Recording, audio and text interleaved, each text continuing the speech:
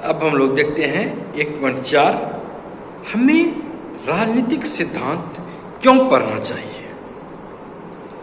यह बहुत ही व्यवहारिक सवाल है, व्यवहारिक प्रश्न है। आपके मन में यह बातें उठती होगी कि आखिर हम राजनीतिक सिद्धांत क्यों पढ़ें। तो सबों के अपने अपने राजनीतिक आदर्श हो सकते हैं, होते हैं, आपके भी होंगे। और राजनीतिक सिद्धांत के अध्ययन की बात करें तो हो सकता है आपके मन में यह बात आ रही हो कि जो राजनेता है, जिसे राजनीति करनी है, वे राजनीति को पढ़ें, वे राजनीतिक सिद्धांत को पढ़ें, या जो नीति नियामक है, जो नीति बनाते हैं, वे पढ़ें, या जो जिसके माध्यम से नीति का क्रियान्वयन होता है, जो नौकरशाही के रूप में होते हैं, जो अधिकारी होते हैं, जो कर्मचारी होते हैं, वे राजनीतिक सिद्धांत को पढ़ें, या जो राजनीति शास्त्र पढ़ाते हैं वे उनका अध्ययन करें। ऐसी बातें हो सकता है कि मन में आ रही हो। राजनीतिक सिद्धांत आपने देखा कि इसमें कई तरह के हम सिद्धांत पढ़ते हैं, विचारधारा को पढ़ते हैं। आपके मन में हो सकता है यह भी बातें आ रही हो कि कोर्ट कचहरी या वकील, जज, वे लोग कानून की व्याख्या करते हैं, कानून का पालन करवाते हैं, कानून की बात बोलते हैं, उनको पढ़ना चाहिए, या पत्रकार को पढ़ना चाहिए, क्योंकि उन्हें यह जानना जरूरी है कि क्या लोगों के हित में, क्या लोगों के हित में नहीं है, कहां पर शोषण हो रहा है, क्यों शोषण हो रहा है, नहीं होना चाहिए। या जो अधिकारों की मांग करते हैं कि हमें आजादी चाहिए, हमें समानता चाहिए, उनको ये चीज देखनी चाहिए। तो इन सारे सवाल का जवाब यदि हम दें तो हम यह कह सकते हैं कि राजनीतिक सिद्धांत इतने व्यापक रूप में है कि यह मानव समाज के लिए, मानव समूह के लिए यह अति आवश्यक है। मानव है तो समाज बनेगा, समाज बनेगा तो राजनीति होगी, समूह होगा, सहयोग होगा, नीति बनेगी, नियम फॉलो होगा, राजनीति होगी, और आप इससे भाग नहीं सकते हैं। और यह भी समझ लें कि राजनीतिक सिद्धांत सबों को पढ़ना आवश्यक है, सबों को के लिए यह प्रासंगिक है। अगर हम कहें कि हम गणित पढ़े थे तो गणित पढ़ने के बाद तो आप गणितज्ञ नहीं हो गए। गणित तो पढ़ना अनिवार्य था, पढ़े भी, लेकिन गणितज्ञ नहीं हो गए या इंजीनियर नहीं हो गए। क्या इसीलिए अंकगणित दिया गया था? ऐसी बातें नहीं है। गणित पढ़ के गणितज्ञ हो गए, या इसी तरह राजनीति शास्त्र पढ़ के हम राजनीतिज्ञ हो जाएंगे, या राजनीति से जुड़े हैं तो ही राजनीति शास्त्र पढ़ेंगे, ऐसी बातें नहीं है। और या यह चीज हर एक विषय के साथ होती है। हम जीव विज्ञान का भी अध्ययन करते हैं तो हम वैज्ञानिक नहीं हो जाते हैं, फिजिक्स, केमिस्ट्री सब चीज पढ़ते हैं। और इन सबों के साथ साथ अगर देखें तो व्यक्ति को सबसे बड़ा अधिकार है मत देने का अधिकार।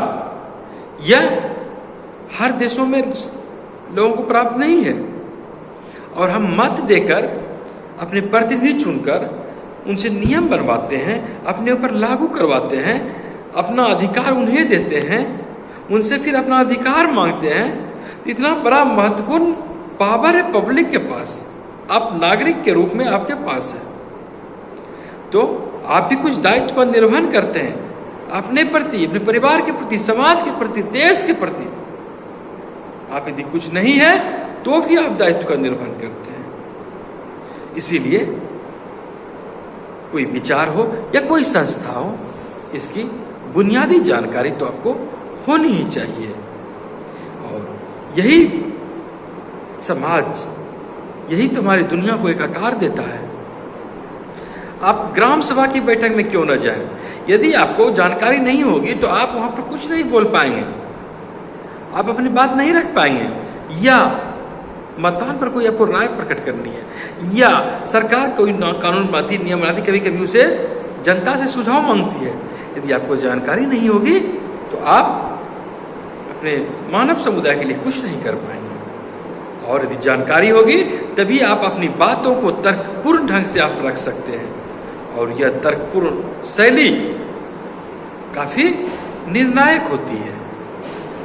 और यह तभी संभव है जब हमें जानकारी हो, विचार से हम परिपक्व हों, और जो हमारा हित है, जो हमारे समाज का साझा हित है, उसे हम करने के लिए तैयार रहें। कहा जाता है कि नागरिक के रूप में हम किसी संगीत कार्यक्रम के श्रोता जैसे होते हैं। हम गीत और लय की व्याख्या नहीं कर पाते, सामान्य नागरिक के रूप में रहते हैं, सामान्य दर्शक के रूप में रहते हैं। लेकिन जब कोई कलाकार कार्यक्रम करता है तो उसके सुर में हम दर्शक को बातें देखते हैं, रसास्वादन करते हैं उसका, और नया नया अनुरोध करता है। और जब ऐसी बातें होती है तब संगीतकार को, कलाकार को लगता है कि नहीं, हमारा भी कदरदान है, और फिर वे अपनी बेहतर प्रस्तुति देते हैं। इसी तरह अगर हम शिक्षित होंगे, राजनीतिक रूप से सचेत रहेंगे, तो जो राजनीति करने वाले होते हैं वे अच्छी सेवा देंगे, उनकी अच्छी सेवा का लाभ हमें ही मिलेगा, हमारी सक्रियता का लाभ उनके द्वारा हमें ही मिलेगा। और यह हमें जना विमुख भी बनाती है। इसके साथ साथ यदि हम आजादी की बात करें तो यह कोई अमूर्त भावना नहीं है। आजादी हम लोगों के लिए है, हम व्यक्ति के लिए, हम नागरिक के लिए है, तो हमको इसका महत्व पता चलना चाहिए, इसके बारे में जानकारी होनी चाहिए। यही चीज समानता के बारे में है, ये कोई निर्जीव पदार्थ नहीं है, कोई वस्तु नहीं है, तो इसके बारे में बोध तो होना ही चाहिए। या धर्मनिरपेक्षता है, या अमूर्त नहीं है, हम धर्म को नहीं देखते लेकिन हम उसका पालन करते हैं, और न केवल पालन करते हैं बल्कि आस्था से उसमें हम टिके रहते हैं, और कभी कभी दूसरे से टकराते भी हैं। यह अलग बात है, चाहे जिस किसी कारण से हो, लेकिन धर्मनिरपेक्षता ऐसे महत्वपूर्ण बातों को हमें समझना भी चाहिए। और अगर हम अच्छी तरीके से समझेंगे तो हम एक दूसरे के साथ बेहतर व्यवहार करेंगे, सही व्यवहार करेंगे, और एक अच्छा समाज बनाएंगे। और हम जहाँ रहते हैं, परिवार हो, विद्यालय हो, महाविद्यालय हो, या कोई व्यवसायिक केंद्र हो, जहाँ कहीं काम करते हैं, तो हर जगह हम देखते हैं कुछ साम्यता होती है, कुछ विषमता होती है, हर जगह भेदभाव जैसी बातें भी दिखती है। व्यक्ति कई तरीके के व्यवहार तो करता है, इसमें वह पूर्वाग्रह से भी ग्रसित रहता है। जो पूर्व में धारणाएं हैं उस अनुरूप लोग व्यवहार भी करते हैं, और यह चीज हर जगह दिखती है, धर्म के बारे में हो, या वर्ग के बारे में हो, या लिंग के बारे में हो। और कभी कभी ऐसा भी आप देखते हैं कि जब कोई उत्पीड़ित महसूस करता है, पीड़ा का निवारण चाहता है, तो और उसमें यदि वो विलंब होने लगे तो वो क्रांति की बातें, विद्रोह की बातें, हिंसक स्वरूप की बातें करने में पीछे नहीं हटता है। वो हिंसा को भी वैध ठहराने लगता है कि नहीं, इतनी भेदभाव सही नहीं है, इस तरह की बातें नहीं होनी चाहिए। तो ऐसी भी बातें होती है। और जब काम आपका नहीं होता है तो आपको देखते होंगे कि क्रोध आ जाता है। और यदि आप विशेषाधिकार संपन्न वर्ग से आते हैं और वहां पर जो नौकरानी के साथ भेदभाव नहीं होना चाहिए वो भी आप करते हैं, और फिर उसी को आप तर्कसंगत ठहराने लगते हैं। ऐसा भी देखते होंगे आप कि नौकरानी कह रहा है कि मेरा शोषण हो रहा है, वो कह रहा है कि नहीं हो रहा है, तो वे भी अपने अधिकार का दुरुपयोग करते हैं। यहां पर कहने का तात्पर्य यह है कि आप देखते हैं किस तरह समानता की भाव या भावनाएं किस तरह सिद्धांत के रूप में नहीं है, व्यवहार के रूप में भी है। यही चीज राजनीतिक संदर्भ में भी होती है, और यह राजनीतिक सिद्धांत अपनी भावनाओं का परीक्षण के लिए आपको प्रोत्साहित करती है कि आप देखिए सैद्धांतिक बातें क्या होती है और व्यवहारिक धरातल पर क्या परेशानी होती है। और थोड़ी सी आप सक्रियता दिखाते हैं, थोड़ी जानकारी रखते हैं, तो आप अपने विचार भावना में कैसे उदार हो जाते हैं। आप छात्र हैं, आप बहस निबंध प्रतियोगिता में भाग लेते हैं, बहस प्रतियोगिता में भाग लेते हैं, भाषण प्रतियोगिता में भाग लेते हैं, तर्क वितर्क करते हैं। यहाँ पर क्या सही है, क्या गलत है, क्या उचित है, क्या अनुचित है, या आप नहीं जानते, लेकिन आप तर्क करते हैं तो आपको भी कुछ इसके बारे में विशेष जानकारी होती है। और आप जब सामने वाला आप पर फिर क्रॉस क्वेश्चन करता है तो फिर आप उस अपने पक्ष में युक्त तर्क तलाशते हैं और यहाँ पर फिर सुव्यवस्थित ढंग से वहां पर फिर आप उसे अवगत कराते हैं। तो यहाँ पर आपके पास विचार होगा, तभी तो आप उसका परिष्कृत स्वरूप आप प्रस्तुत कर सकेंगे। और यह सिद्धांत की दुनिया से आगे जाकर व्यवहारिक दुनिया में भी हमें देखने को मिलता है। और यह व्यक्तिगत जीवन के साथ साथ सार्वजनिक जीवन को प्रभावित करता है। सार्वजनिक जीवन सही तरीके से तर्क वितर्क करके तर्क संगत तरीके से चलता है और प्रभावी संप्रेषण हो पाता है।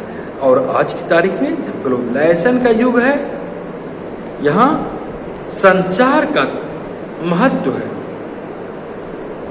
सूचना व्यवस्था के दौर में हम बेहतर संप्रेषण तभी कर सकते हैं जब हमको बेहतर जानकारी हो। और सिद्धांत सिर्फ कोई बातों का ही संग्रह नहीं होता है, बल्कि वर्षों से रची गढ़ी बसी बातों का सम्मिश्रण होता है। और इसकी प्रस्तुति व्यवहारिक रूप में जब आप देखते हैं तो आप बेहतर संप्रेषण करने में सक्षम होते हैं। उम्मीद है आपको यह वीडियो अच्छा लगा होगा।